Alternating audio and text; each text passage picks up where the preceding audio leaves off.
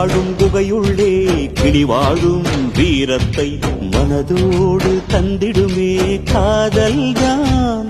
இது போகும் வழியோ வெற்று பாதை, திரும்பும் வழியோ வெற்றி பாதை, விரும்பிய இதயத்தை அடைந்திடும் பயணம் இது. கடல் தாண்டும் பறவைக்கெல்லாம் வழியில் மரங்கள் கிடையாது, ஆனாலும் கண்டம் தாண்டும் சிறகுகள் வலிக்காது. மலையேறும் எறும்பின் கால்கள் வெயிலை மிதித்து உடையாது, மனதோடு காதல் வந்தால் மனிதா தடையேது.